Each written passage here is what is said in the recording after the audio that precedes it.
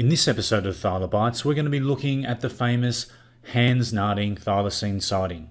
Our reference for this particular episode is Geiler and Goddard 1998, Tasmanian Tiger, A Lesson to be Learnt. This particular sighting by Hans Naarding is the only sighting by an experienced wildlife officer. Naarding had previous experience working with wildlife in Africa. The sighting was made in March of 1982, and the sighting was made near Togari in the northwest of Tasmania. So we'll just have a look at where that particular location is on Google Earth, and we'll just zone in there. We have the continent of Australia, zooming into Tasmania, and in particular northwest Tasmania, and there we have the Hans Naarding sighting location in 1982. Great habitat for thylacine, great historical sightings within the particular area, including some in the years leading up to this particular sighting, and also in a bounty hotspot in the northern corner of probably the largest area where bounties were taken. Some 400 thylacine bounties were claimed within this particular area during the late 1800s, early 1900s. So the actual details in Hans Naarding's words. It was raining heavily.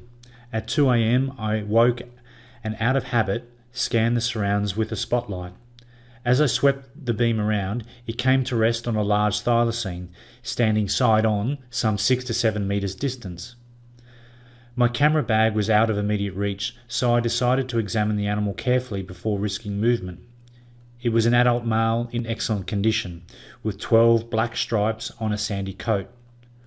Eye reflection was pale yellow. It moved only once, opening its jaw and showing its teeth.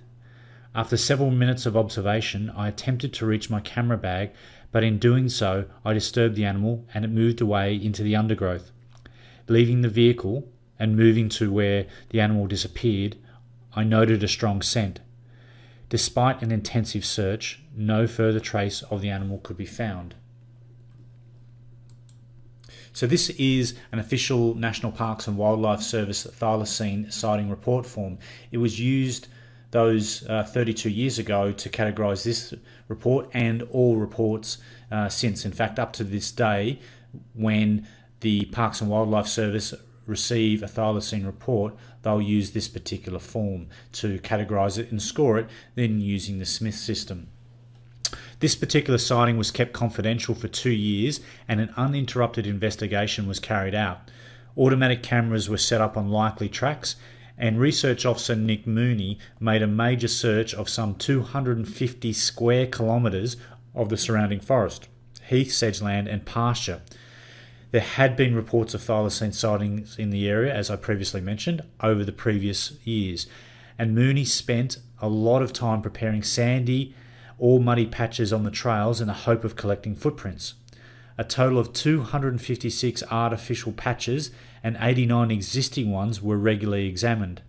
3 potential dens were regularly monitored and 50 others were checked out. Wallabies killed on the side of the road were left beside the sandy patches. Plaster casts were made of likely footprints and feces were collected for chemical analysis. So despite all of this exhaustive effort, no corroborating evidence was ever found. No footprints, no droppings, no photographs. And this was with this particular sighting report almost being hailed as the holy grail of thylacine sighting reports. It scores between 45 and 50 out of 50 on the Smith thylacine report scoring system. So that's it for this episode of Thyla Bites. It'll be really good to hear what you think of this particular sighting report. That's it for now. Cheers.